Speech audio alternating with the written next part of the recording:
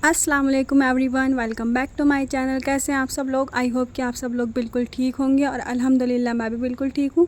तो आज के इस व्लॉग में मैं आपको आफ्टर वॉश अबाया रिज़ल्ट दिखाऊंगी, साथ ही साथ आपके साथ शेयर करूँगी होममेड घी, और साथ ही मैं आपको बताऊंगी कि होममेड घी बनाते समय जो मक्खन हमें मिलता है उसे हम ब्यूटी प्रोडक्ट के रूप में कैसे यूज़ कर सकते हैं।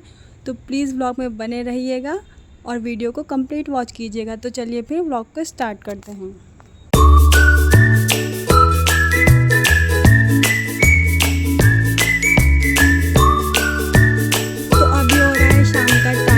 यहाँ पर मैंने सारी ही मलाई जो इकट्ठी हुई थी लगभग 1 मंथ की, उसे मैंने फ्रीज़र से निकाल लिया है। ये एक बड़े पॉट में थी और साथ ही छोटे छोटे प्लास्टिक के कंटेनर्स में रखी हुई थी। तो मैं इसे ट्रांसफ़र कर रही हूँ एक बड़े भगोने में। और लास्ट टाइम जब मैंने घी निकाला था तो शायद मैंने बकरीद के प्रीवियस व्लॉग में, बकरीद से पहले का जो एक व्लॉग था उसमें मैंने शेयर की थी आपके साथ, और तब से मैं अब निकाल रही हूँ। और वैसे तो मलाई से घी निकालना बहुत ज़्यादा झंझट का काम लगता है, लेकिन मैं बहुत ही इजी तरीके से निकाल लेती हूँ। तो यहाँ पर मैंने सारा ही जो मलाई के कंटेनर और बर्तन से सब खाली कर लिए हैं इस भगोने में। और अब मैंने लिया है ये हैंड ब्लेंडर। इस हैंड ब्लेंडर से मैं इसका मक्खन निकाल लेती हूँ।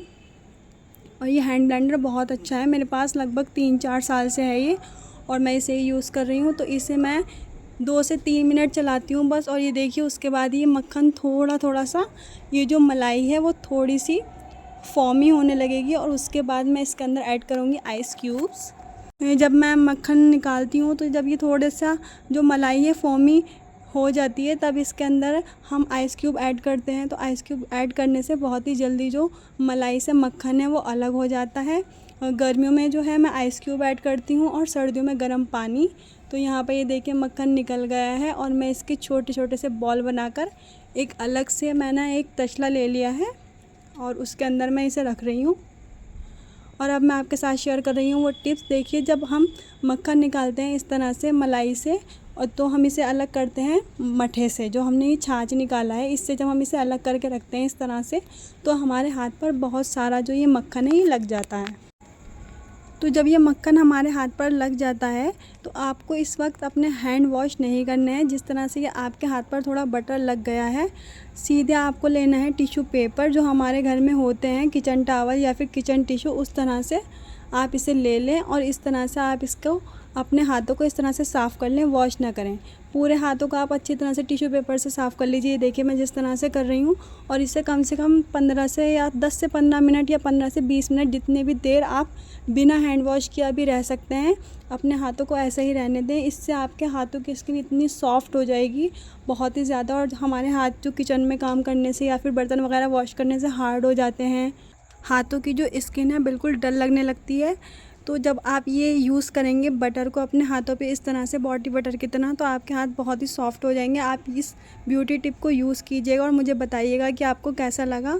और अब जो ये मक्खन है ये मैंने निकाल कर रख दिया था फ्रिज में, क्योंकि रात हो गई थी, और इस मक्खन को मैंने फ्रीज़र में रख दिया था ताकि मैं इसे नेक्स्ट डे निकाल लूँ। और ये है नेक्स्ट डे मॉर्निंग में मैंने इसे निकालने के लिए रख दिया था एक बड़े भगोने में। साथ ही यहाँ पर मैंने ऑर्डर किया था ब्लिंकिट से कुछ सामान, वो आ चुका है। और यहाँ मैंने मंगाया था कड़ी पत्ता, फ्रूट बन मंगाए थे, चीज़ मंगाया था, चीज़ ब्लॉक है ये, चीज़ ब्लॉक में मंगाया था। और साथ ही मैंने मंगाए थे पाव, और पाव तो आज बहुत ही ज़्यादा फ्रेश आए थे। ये देखिए यहाँ पर मैं इसके इंग्रेडिएंट्स पढ़ रही थी, और साथ ही मैं देख रही थी कि ये कब का बना हुआ है, मतलब ये बासी तो नहीं है,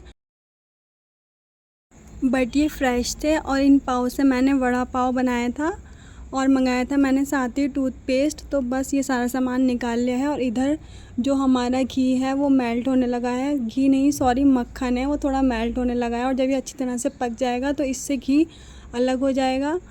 तो बहुत ही आसानी से इस तरह से घर में घी निकल आता है। और हम तो हमेशा घर का ही घी यूज़ करते हैं, हम कभी भी मार्केट से नहीं मंगाते। लगभग ये 1 महीने की मलाई इकट्ठी हुई थी, तो उसके साथ निकाल लिया हमने ये घी। और ये देखिए घी निकल चुका है, और अभी मैं इसको छान कर अलग कर लूँगी। और ये जो घी निकालने के बाद इसमें जो ये मावा जैसा बचता है, हम इसको बिल्कुल भी डिस्कार्ड नहीं करते, क्योंकि बिल्कुल फ्रेश जैसा लगता है। जिस तरह से हम दूध को कढ़ा कर मावा बनाते हैं, इसी तरह से जब हम मलाई को कढ़ा कर पकाकर जब ये घी निकालते हैं, मक्खन से जब घी निकालते हैं तो ये मावे की तरह बिल्कुल बचता है हमारे पास। हम इसे भी यूज़ कर लेते हैं। मैं आपके साथ आगे शेयर करूँगी नेक्स्ट व्लॉग में कि हमने इसको कैसे यूज़ किया था। तो बस यहाँ पर मैं इसे पलट रही हूँ बर्नी में। और मलाई से हमारे पास कितनी सारी चीज़ें हो जाती हैं। मलाई से हम पहले मक्खन निकालते हैं, उस मक्खन से हम घी निकालते हैं, और उस मलाई को आप बॉडी बटर की तरह ब्यूटी प्रोडक्ट में कैसे यूज़ कर सकते हैं वो भी मैंने आपको बताया है। और साथ साथ जब हम मक्खन अलग कर लेते हैं तो जो छाछ की तरह से हमारे पास बचता है मट्ठा जिसे बोलते हैं, उसको भी हम दही वगैरह ऐड करके उसके साथ कढ़ी बना लेते हैं। कुछ भी, मतलब कि मैं कुछ भी इसका वेस्ट नहीं करती हूँ, सारी चीज़ों को हम लोग यूज़ कर लेते हैं। और बर्नी में निकालने के बाद थोड़ा घी और बचा था तो यहाँ पर मम्मी इस तरह से इसको पलट रही हैं और मैंने इसे पकड़ा हुआ है। तो ये देखिए, बहुत ही आसान तरीके से बढ़िया मज़ेदार घी, होममेड और प्योर घी हमें मिल जाता है। आप लोग बताना, आप लोग बाहर से मंगाते हैं या फिर घर पर बनाते हैं? और घर पर बनाते हैं तो आप किस तरह से घी निकालते हैं? क्योंकि कुछ लोग डायरेक्ट भी मलाई को रख देते हैं और कुछ लोग अलग अलग तरीके से बनाते हैं, मगर मैं इसी तरह से बनाती हूँ। और घी निकालने के बाद ये देखिए, यहाँ मैंने बनाए थे वड़ा पाव, और इसकी रेसिपी मैंने अभी आपके साथ शेयर नहीं की है, व्लॉग लंबा हो जाता। अगर आपको इसकी रेसिपी देखनी है तो मुझे बताइएगा, मैं जब दोबारा बनाऊँगी तो शेयर करूँगी। और सुबह में उठने के बाद मैंने पिया था मैंगो शेक, क्योंकि वड़ा पाव खाए थे और फिर उसके बाद मैंगो शेक पिया था। और ये है अब लंच टाइम में मम्मी ने बनाई थी नहारी। और अब ये देखिए, जो प्रीवियस व्लॉग में मैंने आपके साथ अबाया वॉश करने का टिप और ट्रिक शेयर किया था, उसके बाद ये देखिए यहाँ पर मैं अबाया आयरन कर रही हूँ। और अगर आप लोगों ने नहीं देखा है कि मैं किस तरह से अबाया को वॉश करती हूँ ताकि उसकी शाइन और जो उसका फैब्रिक है बिल्कुल न्यू रहे, तो आप लोग मेरा प्रीवियस व्लॉग देख लीजिएगा, मैं यहाँ पर उसका लिंक ऐड कर दूँगी। तो ये देखिए कितना शाइन कर रहा है मेरा अबाया। ये बिल्कुल लग ही नहीं रहा है कि ये पुराना है। ये अबाया लगभग मेरे पास 2-2.5 साल से मैं इसे यूज़ कर रही हूँ और ये अभी तक भी बिल्कुल न्यू ही है, क्योंकि जिस तरह से मैं इन्हें वॉश करती हूँ तो इनकी जो शाइन है बिल्कुल ख़राब नहीं होती।